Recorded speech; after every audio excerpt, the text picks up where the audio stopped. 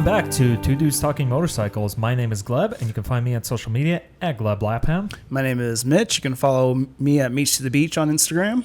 And you can follow the podcast on Instagram at tdtmotorcycles. And you can also send us an email with any questions, comments, feedback, topic suggestions. Please send us topic suggestions. Yeah.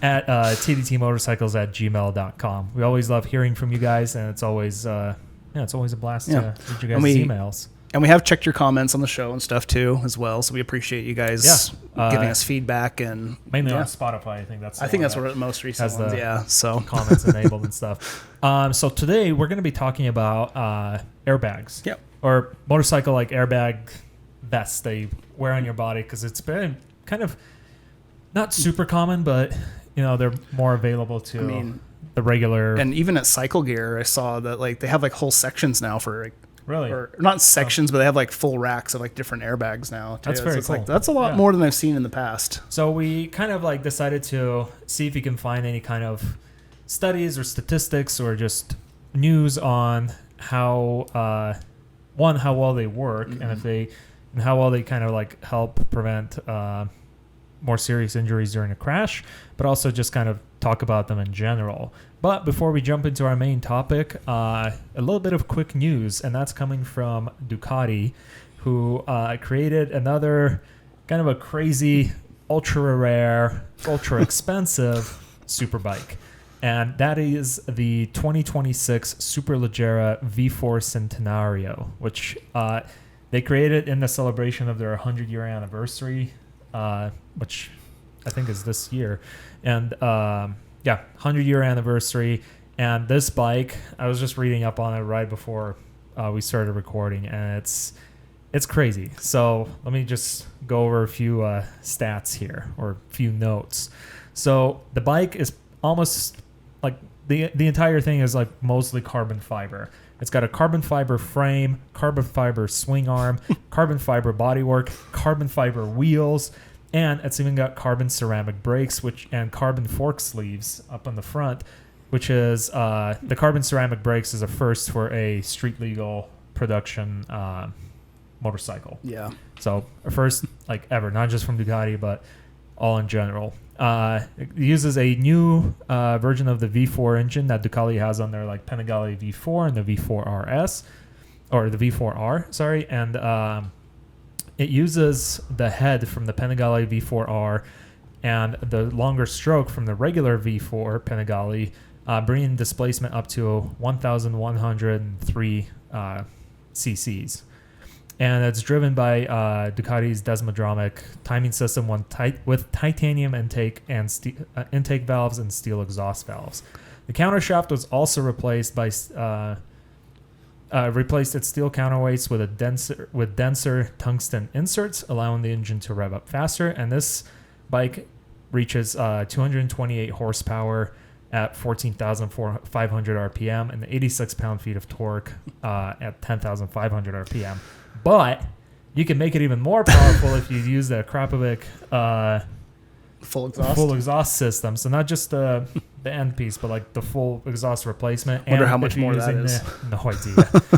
And if you're using the Ducati Corsa Performance oil, you can get it up to 247 horsepower.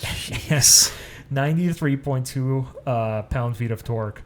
And I'm pretty sure that's almost as much as what my car has, which is crazy on a bike that weighs 381 pounds without fuel. So with fuel, probably closer to 410-ish, 415-ish or so. That's an insane amount of power for a bike that's already super I doubt light. They'll get a demo for that. Probably not, because it also they didn't release the price for it. But if you have to ask, you probably can't afford it, because the previous Superleggera that came out in 2020 cost $100,000. So I don't think anyone's demoing this bike. No, unless you are filthy rich and got some serious FU money. But it does have so there's only going to be 600 of them made. 500 of them are going to be in the classic Ducati red livery, look at very deep red color, paying homage to previous and older Ducati race bikes. And then there's going to be 100 limited edition tricolor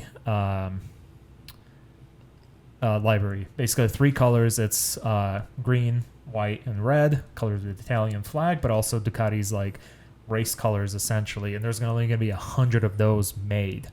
So very limited edition bike. Some of the other cool little features is it's got a dry clutch with titanium fasteners and a racing gearbox with neutral located before the first gear. So instead of, down first, up, it's like all down, all up. First through 6 is all interesting, kicking it up, and quick shifter and all that stuff's included. It's got the full electronics suite. This electronics are based on the Ducati V4R, but they've been retuned and reprogrammed to work on the bike with more power and lighter weight, specifically for this bike. It is the first road motorcycle equipped with the Öhlins pressurized MPX 2530 carbon fork with carbon fiber sleeves, and the rear suspension is the Öhlins TTX 36GP LW shock with a steel spring and connected to the carbon swing arm with titanium linkages. Brembo monoblock calipers with integrated aluminum machine fin, or with integrated cooling fins machined from a solid piece of aluminum, and the carbon ceramic brakes, like I mentioned earlier. And and then the liveries, like I said, they 600 for the ultra cool tricolory livery, and then the rest is like their Ducati red, like deep red. They're calling it the Rosso Centenario livery with the dark red. Looks inspired good. by older Ducati motorcycles. 26 of the Ducati Panigale V4 owners will get the opportunity to gain access to the Ducati MotoGP experience, which takes you out to a Ducati racetrack, and it's a day at the track guided by Ducati instructors, racing instructors, and to truly discover like superleggera's performance, which I'm assuming is insane. Yeah. And the cool thing is that experience is capped off by letting you ride on top of a Desmo Sedici GP26 bike, which is Ducati's MotoGP bike. Yeah. Like an actual MotoGP bike. Speaking of that, happened today. Happened today in Austin on MotoGP. Oh, nice. Yeah. Yeah, and then the bike, and then it gets further. There's like fun little Easter eggs towards the press release. So the bike, if you were to buy one, it would be delivered in an exclusive, customized wooden case. Each bike comes with a certificate of authenticity stored in a special box, a dedicated motorcycle cover, a mat, and front and rear paddock stand, so you can really show it off in your living room. The crate also includes tools to remove the headlights, side stand, license plate holder, and indicators for a full track-ready setup. And like I said earlier, if you have to ask the price, you probably can't afford it, but it's going to be north of $100,000. So insane. Absolutely bonkers bike. I remember when the previous model got announced, or like refresh or something, I watched a video on YouTube of, I think it was someone from either Revzilla or one of the motorcycle news websites riding one of these on the track. And he talked about how like it's just an insane experience because it's such a light bike with so much power, and it's just downright terrifying to ride that. Jeez. But, yeah. Nice. Well, and, good luck to anyone who can afford it. Yeah, props to you. I mean, I'm sure. I mean, it's a work of art. Like, it's a beautiful looking bike. Yeah. And I think it being more rare also adds to that like little level of like the cool factor significantly. But I mean, I would like the whole time I was like reading about it, I was just thinking like this would be absolutely terrifying to ride, because I thought it was terrifying enough to ride the Panigale V4. Yeah. Just on city streets. I can't imagine riding something like this. Yeah, and we couldn't realistically get it even to third gear on the street where we were riding around. No, so it was like there's no street fast enough where you can truly feel how that bike is. Yeah, like this would be even more insane to ride on the street. But I'm assuming if you can afford this, you can probably afford to take it to a track as well, which would be, I think, a really cool experience. Oh yeah, for sure. Nope. Yeah, maybe one day. Maybe one day. Maybe one day. Should we jump into our main topic? Yeah, I think so. Perfect. Before we jump into our main topic, just a reminder that if you are shopping for new gear, especially with riding season kicking in and a good portion of the northern hemisphere, I guess. Yeah. Or, wherever you have a winter. It's probably ending by now. Feel free to use our Revzilla affiliate link down in the description below. It doesn't cost anything extra for you, but it does give us a little bit of a kickback to help support the show. Yeah. So and we've bought some gear recently. So yeah, I got a new mesh jacket because my old one was kind of, I don't know, it was just old. It didn't fit me that well anymore. I just kind of wanted something new. And you recently bought some armor, right? Yeah, I bought some like base layer armor, like the Climb. Forget what it's called, but it's like the moisture wicking exercise gear that just you zip up, throw under a jersey or jacket or something. And then I just ordered Moscow Moto's briefs and their knee pads. So that's my goal for this year too. Looking forward to wearing lighter gear and still having like a layer of protection. Yeah, so I really want to do that as well, especially for when we go like off-road and things like that. I always just found my current gear, which is more like, I feel like touring setup. It's just thick and heavy. Light off-roading and things like that. It's fine. I really liked having it like when we were riding to California, just because I feel like pretty secure and safe in it with the thicker and bulkier gear. But once you hit dirt, you just build up so much heat, and you're moving slower. There's less airflow, and it just kind of cooks. Yep. So I'm excited to also do that a little bit later in the year. So how do you like the armor? I love it. It is game changing, especially like last weekend or whenever it was last week when we rode and it got to like, high 80s. Yeah. I was just breezing through. And like, it doesn't matter. You get to those kind of heats, it's just going to be hot air blowing through, but I'm not retaining any heat inside of it at least. Yeah. Noticeable difference. So and it's like easier to take off and on. It's easier to clean. And then that jacket that Tessa won, that Climb mesh jacket, tried that out too. And that airflow is insane. Nice. I don't know how they do it. It just feels like there's like an air chamber around you inside the jacket, and it just nice. Yeah, didn't sweat at all yesterday riding. Perfect. For me, just the new Rabbit jacket, full mesh. It looks like a regular like overshirt that you would see casual wear. Anyways, use our link to buy some gear if you need some gear. Talking about gear. Talking about gear, if you need an airbag, you can also buy those at Revzilla. Yeah. But, let's hit it off. Yeah. So I was kind of surprised by this first fact. The concept of a motorcycle airbag first popped up around the 70s. 1976, Hungarian inventor Tomas Straub registered the first patent for an airbag jacket vest for motorbikes. I was picturing in my brain that it would be like 90s, maybe like 90s, 2000s. Yeah, like 90s, early 2000s, maybe like early 90s to 2000s. Yeah. But I was surprised that it was like as far back as the 70s. Yeah, and that was just the patent. We didn't actually get a first design until like I believe it was around the 90s. Okay. It was made by Denise. Yeah. So, I've never bought their stuff. So, but they designed it for racer Barry Sheen. And then from there, we saw other pioneering developments through Hit Air, Helite, for wearable vests or jackets that are designed to be tethered to the bike. So when the rider separates, a CO2 cartridge will be pierced and it would expand the vest.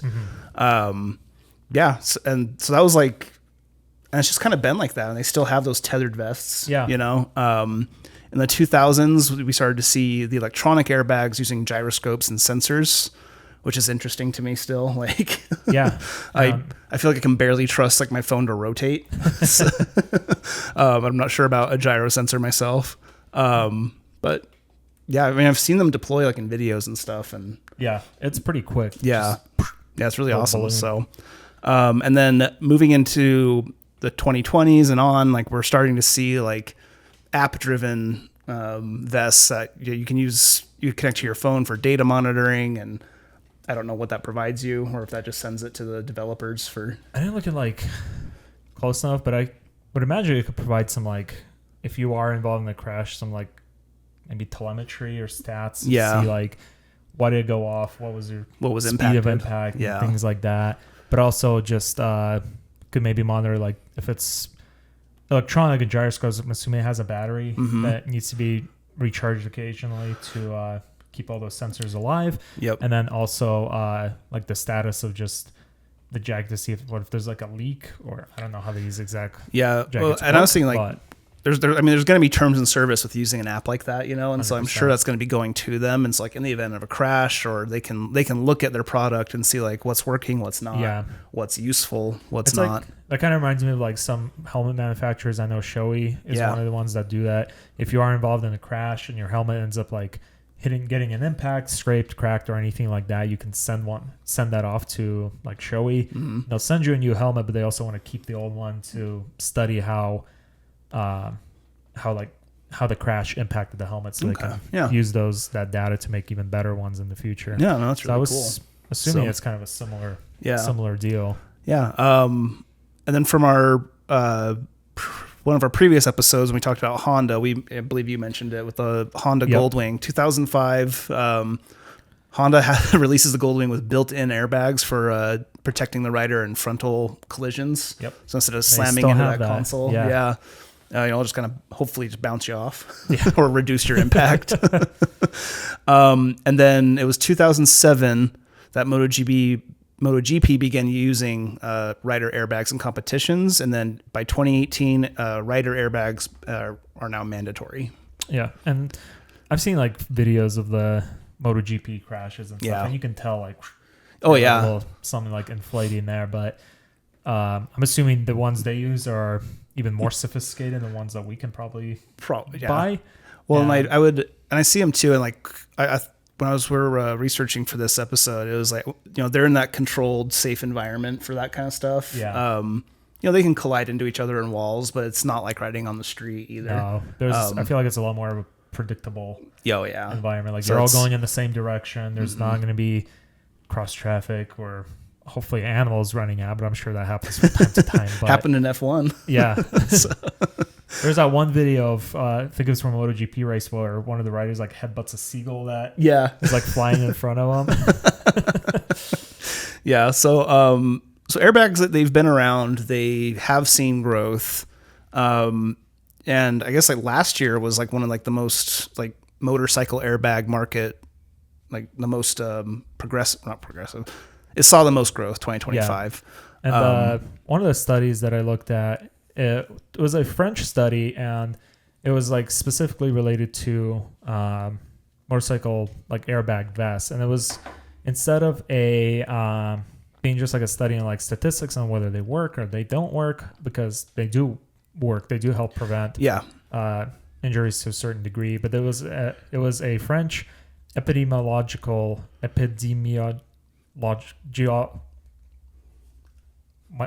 Let me try that again. Epidemiological study, which basically is study like the demographics and the users versus the actual airbag. Epidemiological. Anyways, you get the picture. It was conducted in 2025, and it was published in 2025, but the study was conducted between January 2019 to December 2022, and included a total of 69,350 PTW users, which is what they call like powered two-wheeled vehicles over there. So not just motorcycles, but also scooters and other like powered two-wheel, like electric bike. Not like e-bikes, but electric motorcycle and things like that. So powered two-wheeled vehicles. And it was kind of interesting because when they began the study, they saw like only 0.83% of their sample size, the users used airbags, but that number grew by 28% over the course of the study. And they found that airbag users were typically older, rode larger bikes, had a higher income. They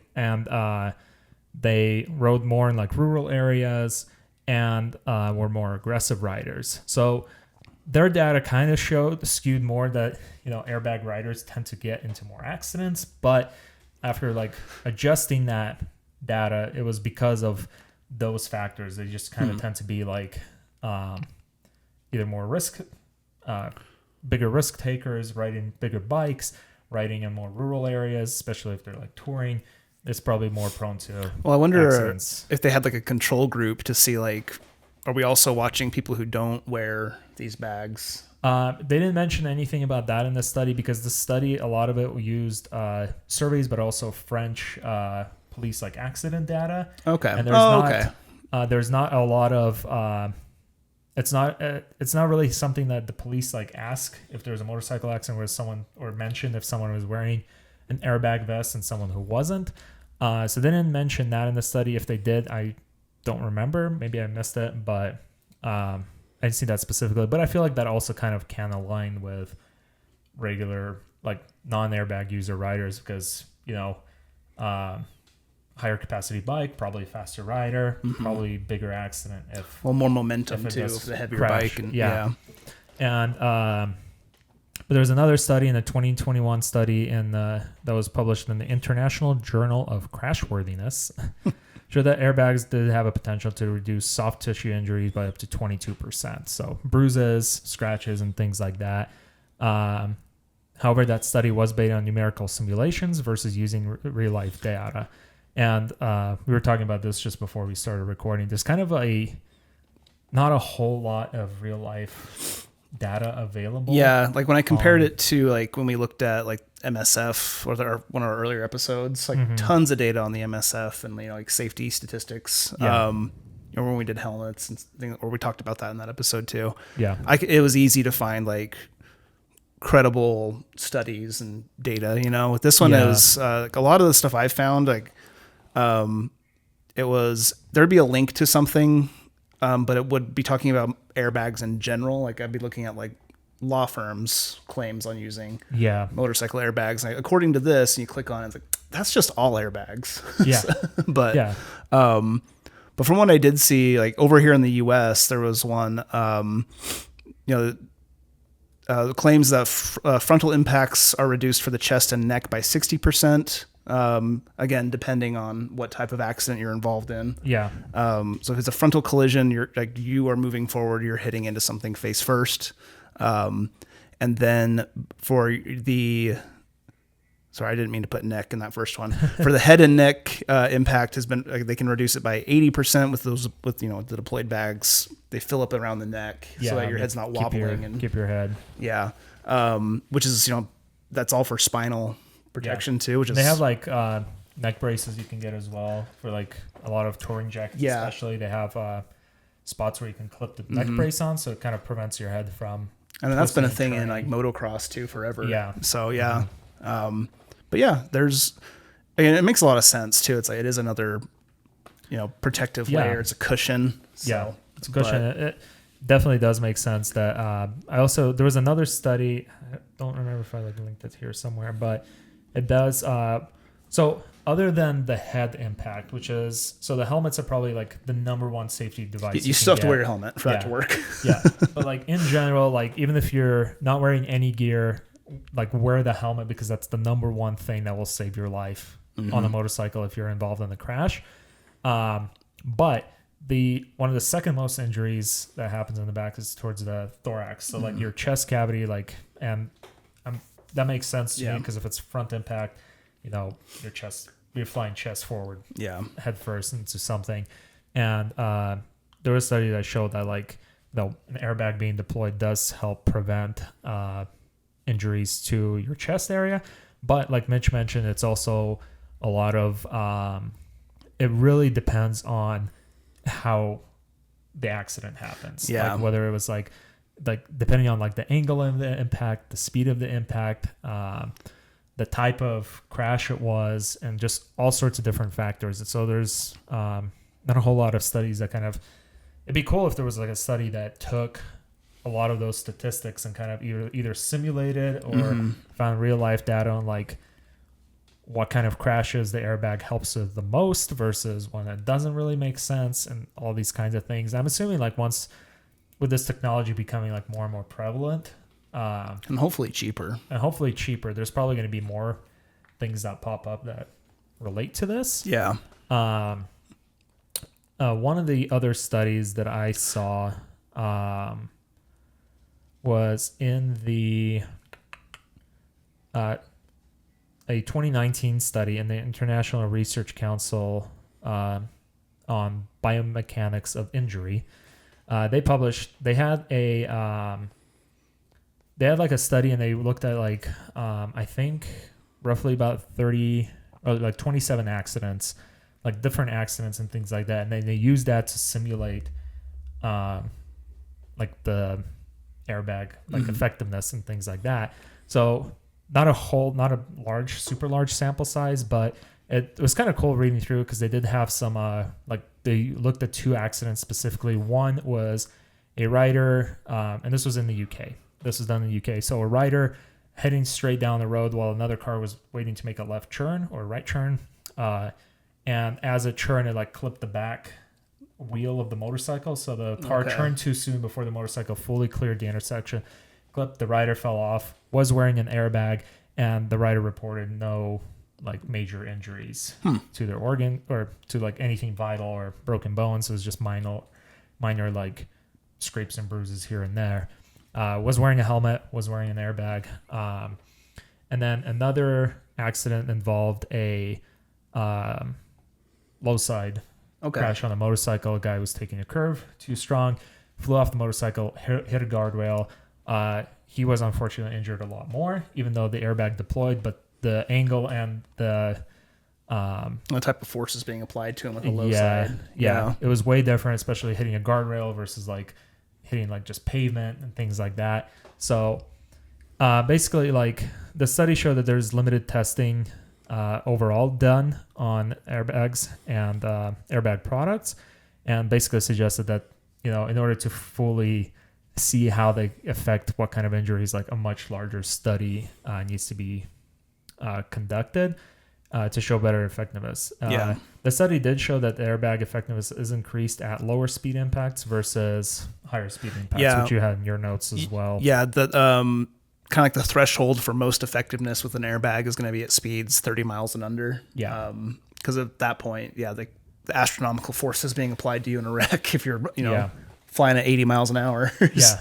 It's going to be way different. Yeah. And that's pretty much for any piece of motorcycle gear. But it's interesting that you mentioned like that both the different studies that we looked at, or stats, showed that it was like lower speed impact would make a lot of difference. And I could see him being like something like an effective piece of protection gear for city riding or people that ride in more urban areas, which we don't see here in the US as much, because like we mentioned plenty of times before, here in the States, a motorcycle is more of like a hobby, a tool just to like have fun on weekends, versus plenty of other countries where it's like a person's means of transportation, of getting to work, to appointments and blah, blah, blah, versus like having a car like we do here. It made me think of Tobey Maguire's Spider-Man 2, pizza delivery guy in New York. He's on a little bicycle. Yeah. I think a motorcycle airbag would be great for that kind of thing, right? Yeah. I mean, Spider-Man probably doesn't need it, but probably not.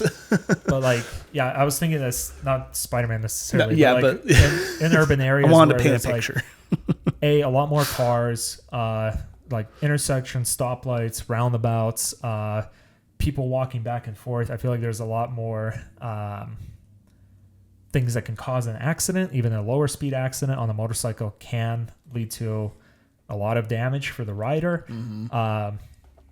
And I can see the airbags being useful in like those kinds of cases where, you're crossing the intersection, someone runs a red light, clips your bike, you fly off, airbag goes off, and you're a little bit more protected. Yep. That same study also showed that airbags with cables are triggered much slower than electronic ones. The study, however, did not test airbags with a built-in accelerometer, like the ones you were talking about.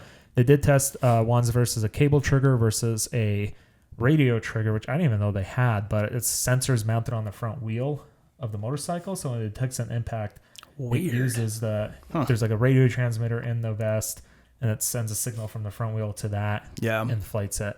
But they did not look at the ones with a built-in accelerometer. And speaking of like the tethered versus electronics, pros and cons to both. One of the biggest pro for a tethered being cost. And then where they have like a CO2 cartridge, some of them claim to be reusable as well too. I have seen that as well. So you can just get a new cartridge. When if you're still walking, Yeah. you're riding again, to reuse it. For me, I see that being a big problem. I would 100% forget to like detach myself from the bike. 100%. Yep. So, I mean, Just maybe set it that's off what the one. reusability is for. I mean, I can see it.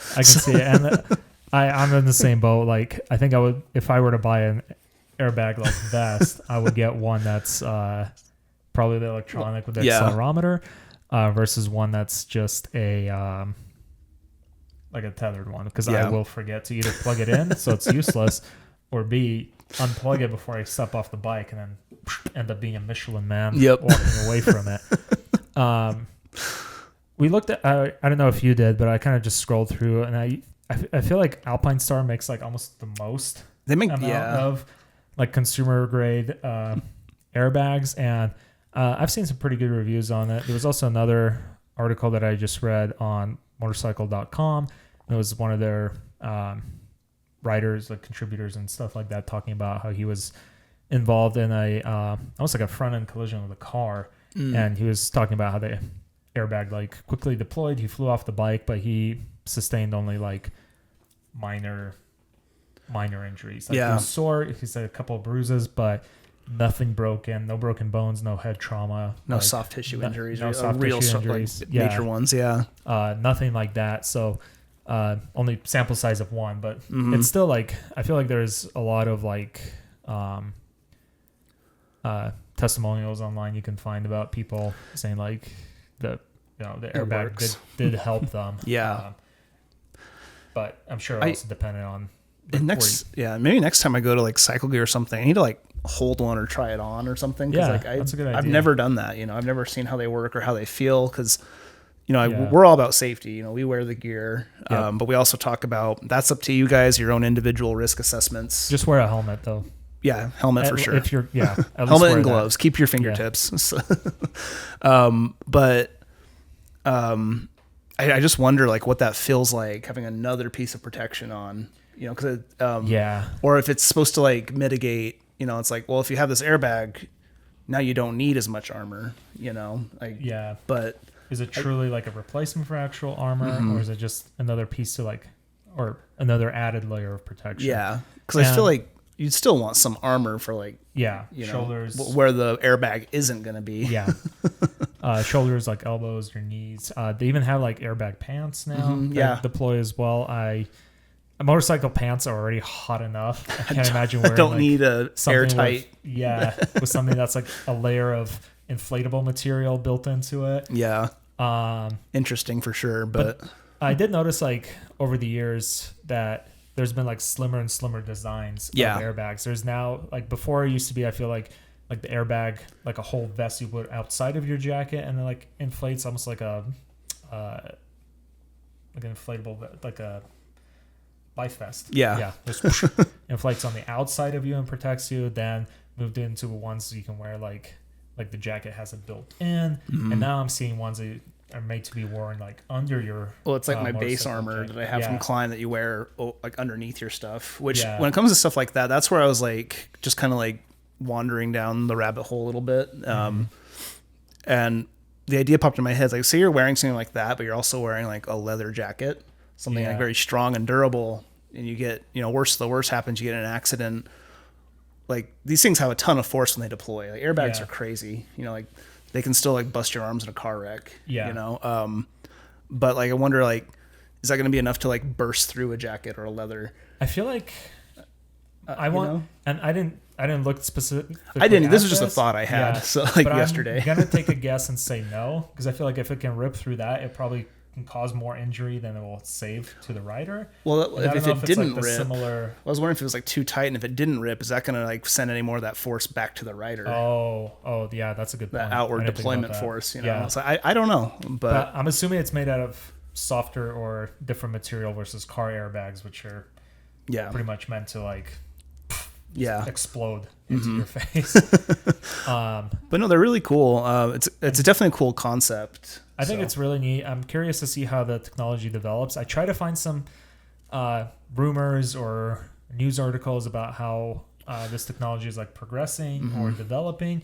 I and I really couldn't find much. So I don't know what else. I didn't necessarily find anything like in terms of like actual progression, but I did see there was like a lot of concepts. So like there's a ton of concepts. There's a concept, how Honda, it's not a concept for Honda, they have built-in airbags on their bike. Yeah. But I saw there's concepts of, you have attachable airbag kits that you attach to your motorcycle. So your bike that you own now doesn't have to be, you don't have to go get a bike if you're wanting an airbag. You can just go buy an airbag. Yeah. And attach it to the front of your bike on your handlebars.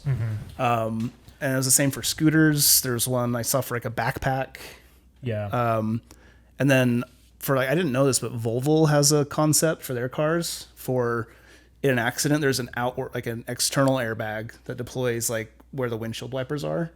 Oh, so like for a pedestrian or a motorcyclist, that when they they hit the hood, they go over. Yeah, they land on the airbag. I have seen that, which I think is really cool. Yeah. And I feel like, I don't know. My prediction is that. Or my guess, I guess I don't really have a prediction because I'm not an expert on this, but I'm going to guess that in the future, like the tech is kind of like develop more and more. Yeah. Maybe they'll have ones that are even slimmer models or ones that provide even greater like protection against a lot of different impacts, and maybe it'll even be more of like a spot protection. Like maybe it's like specifically for your shoulders or just for your back versus like a full vest that just inflates. Yeah. Something for your ass. For your like different body parts versus like being an all-encompassing thing. And I feel like I could definitely see them trying to make them slimmer and slimmer, or maybe like integrating them into more like regular everyday riding jackets. So I feel like by doing that, they'll more people will be inclined to try them and buy them because they're not thinking it's like, oh, it's another bulky piece of gear that I have to like put on, make sure the jacket fits over it, make sure that's like charged and ready and plugged in or whatnot. And I feel like the more of a hassle you add to safety things, the less inclined people are to use them. Yeah. Like we already see like plenty of regular motorcycle gear. It's like, oh, I'm just going down the street. I don't want to wear my, my full pants, and everything like that. Or just in general, it's like, oh, it's really hot out. I don't want to wear my full motorcycle get up. And you don't have to, but it's the risk you have to accept. Yeah. And I feel like by making the airbags like smaller, more compact, or cost effective, or also more like integrated into the gear itself, I feel like that's where you can see like wider adoption of them. And I wouldn't be opposed to like trying one. I don't know, maybe even buying one. But nowadays, like they can cost anywhere from like, if you want an electronic one, you can be anywhere from like $800 and up to like $2,500. Yeah, they get crazy expensive. Yeah, I feel like if you're doing like track days and things like that, even though they don't help with like, it doesn't seem like they help with like higher speed collisions, but if MotoGP uses them, they must still help somehow. Yeah. So I feel like people that more consistently do like track days and stuff might be more inclined to on something like that, or for like city couriers. Yeah. Another thought I just had is that maybe they could be something that for like people that are like riding in the city that are couriers, or just people in the heavy urban areas that own like scooters or motorcycles, maybe the airbag could be a potential replacement for like a motorcycle jacket, something you just like throw over. You can still have like your t-shirt on, minimal abrasion rather than like a big heavy. Yeah, like minimal abrasion, or maybe like even I guess your arms could still get like if you're wearing a t-shirt, can still get hurt, but at least you're protecting like the vital parts of you from getting injured from like a car, or from getting hit by a car or hitting another car or something like that. Yeah. So it could be potentially like if it's lower cost and more comfortable to wear, that I could see being adopted for more like urban areas. People protect themselves. But yeah, other than that, I'm not really sure where it can go in the future. Yeah. Maybe like a external one for adventure riders, dirt bike riders. Yeah. And they have, I did see they do have an MX, like motocross airbag. Yeah. They can deploy, but maybe they'll just get lighter and allow for more airflow, just things like that. Yeah. Just making it still like convenient for the rider and the user. Yeah. I think that's the big thing, plus the cost. Yeah. And it's like basically like the whole thing with any piece of motorcycle gear. It's like you want more protection, you're going to be less comfortable. Yep. And then you're going to be hot. You're going to be, it's going to be take more time to put on versus, you know, I can go hop on my bike right now, just throw my helmet on, go in the t-shirt, and shorts, and still be able to ride. But if I get in an accident, it's probably going to hurt a lot more than it would have otherwise. Yeah. So, but you know, I guess that's kind of like the point of it, right? Is like, it's how much risk are you willing to accept? Yep. Exactly. You know, like if you ride somewhere where you think an airbag is like a good bet for you, like, you know, like I'm not riding at high speeds necessarily, but like I have a higher risk of getting struck by a car. You know, or something to consider. Yeah, I think so. But it is an interesting piece of tech. Like we've definitely I don't think we've ever talked about them. No. We definitely don't see them out on the road ever. So. I don't know anybody that owns one. Me either. No, I think even if when we did do our whole episode on like safety standards and things like that, I don't remember us mentioning airbags or anything like that. We didn't. But so if you do have an airbag or experience with owning one, wearing one, or unfortunately, like one being deployed, if you were like in an accident, I hope not. Hope not. But if you do have that kind of experience, we'd love to like shoot us an email. We'd love to hear from you how it felt, like how much did it cost, what kind of brand is it, what and if it deployed, like and if it deployed, like did it help? Yeah. Like did you feel like it helped? Yeah. Shoot us an email. I'd love to hear about that. Yeah, I think so. But anyways, food for thought. Food for thought. And speaking of food, we should go get some food. Let's do that. All right. Yeah, we're gonna go for a ride. Yep. Thank you guys so much for listening, and we'll see you in the next episode. See ya.